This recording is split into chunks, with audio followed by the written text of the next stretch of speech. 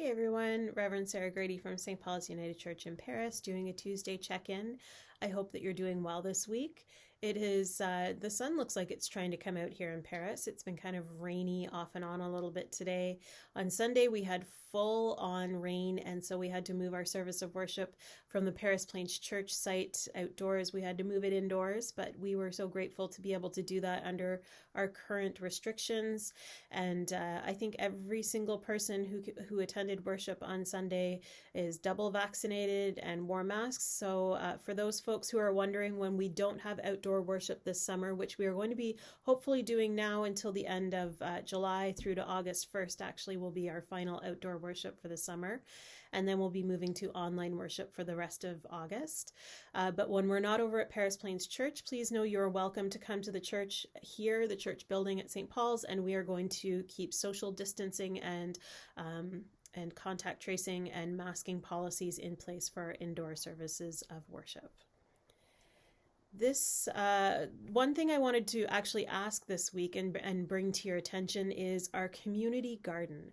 And our community garden is over at the manse next door to the church here. If you haven't noticed it before or haven't taken part in helping to maintain that garden before, it is a wonderful community project. It was started many years ago by our Go Project Intentional community and has continued to help feed people through food banks. Sometimes that food goes to feed families who have been living in the manse. We've had refugee families who have lived there.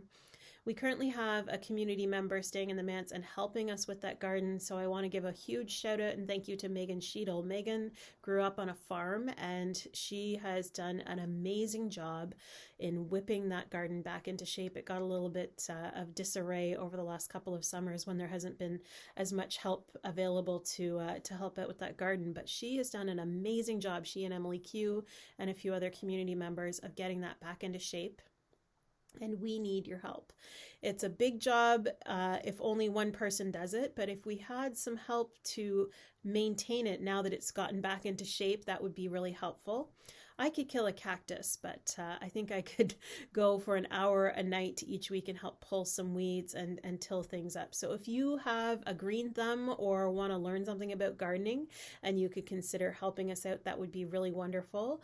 Please let me know by email or Karen in the office if you could sign up just 1 hour in the morning, in the afternoon, in the evening, any day of the week. If you could help us out, or if you could do more than that, that would be great. We need your help.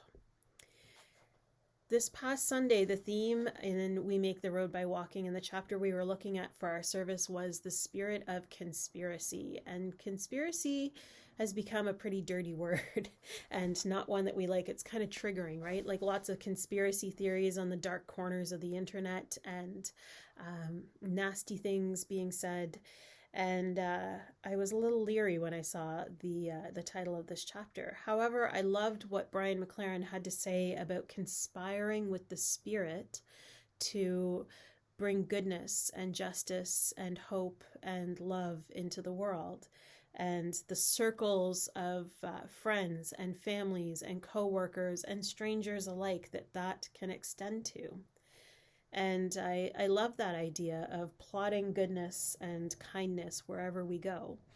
And one of the things that I talked about was the use of words and how what we say matters just as much as what we do. And one of the engagements for this week, I love when the children's question is for adults too. It's to share a story about a time when someone used words that hurt your feelings. And then also share a story about a time when someone used words that made you feel wonderful. And I've had both of those happen to me in my lifetime. I've watched both of those happen to other people, and sometimes I've been the person who's done both of those things. I don't mean to say words that hurt people, but we've all done it from time to time, some people more than others. I still remember doing a group spelling bee competition thing, I think I was in about grade 4 in my classroom, and there was 4 or 5 of us in each group, and it was kind of like a quiz show or like a game show where each group had to decide who knew how to spell the words, and so you'd put up your hand and one person would answer on behalf of the group. And I still remember this guy in our group, this young boy putting up his hand all excited. He thought he knew how to spell the word, and when he spelled it, he was wrong. And I still remember a couple of the other kids in the group just turning to him immediately and saying, "You're so stupid. Why would you put up your hand? You're so stupid. You're such an idiot." And the look on this boy's face, I can still see it right there. And that hurt feeling of being made to feel less than.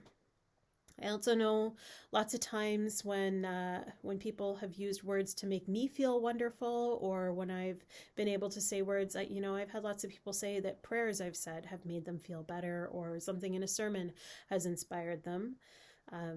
My partner, Paul, is so wonderful about making me feel better when I feel like at my worst. He'll just say, "Oh, you're always beautiful to me," and that always makes me feel wonderful. So I hope all of you have someone in your life that helps to say wonderful things to you.